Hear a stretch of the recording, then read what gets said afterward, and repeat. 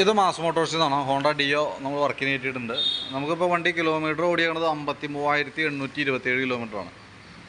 Engine work കഴിഞ്ഞതിന് ശേഷമുള്ള ഫസ്റ്റിലത്തെ സർവീസാണ്. ജനറൽ സർവീസ് ചെയ്യണം, എൻജിൻ ഓയിൽ മാറ്റണം, ബ്രേക്ക് ചെക്കപ്പ്, വാട്ടർ സർവീസ് വേണ്ടാന്ന് പറഞ്ഞിട്ടുണ്ട്.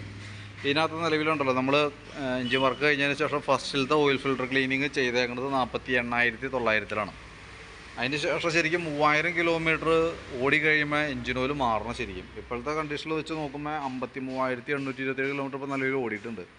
അങ്ങനെ കാൽക്കുലേറ്റ് ചെയ്യുകയാണെങ്കിൽ 4,920 കിലോമീറ്ററോളം വണ്ടി ഓടിയിട്ടുണ്ട് കേട്ടോ.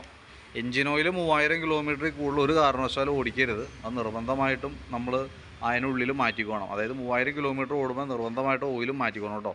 കാരണം വേറൊന്നുമല്ല, നമുക്ക് എൻജിൻ ഓയിലാണ് മെയിനായിട്ട് നമ്മളുടെ വാഹനത്തിൻ്റെ എൻജിന് പണി ഉണ്ടാക്കി തന്ന സംഭവം.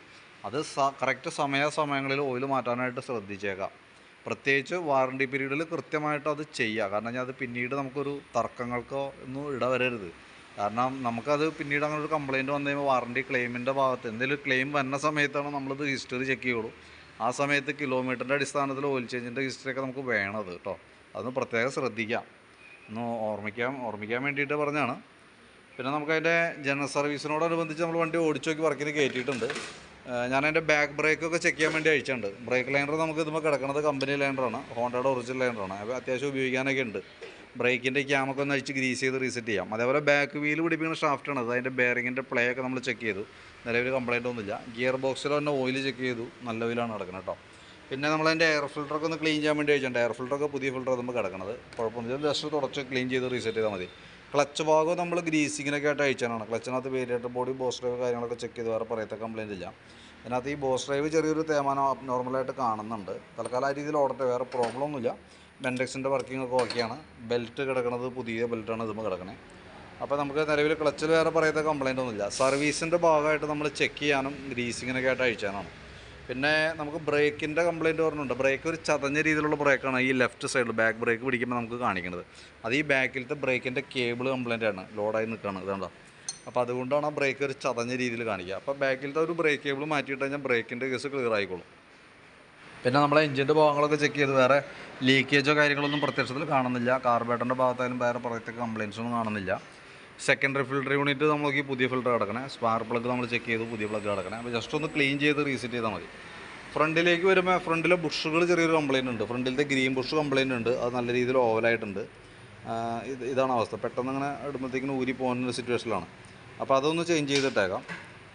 അതേപോലെ ലിങ്കിൻ്റെ ബുഷിൻ്റെ കോളർ മാത്രം ഒന്ന് മാറ്റിയിട്ട് ഗ്രീസ് അയച്ച് വേറെ പറയത്ത കംപ്ലയിൻറ്റ് ഫ്രണ്ട് സൈഡിലില്ല.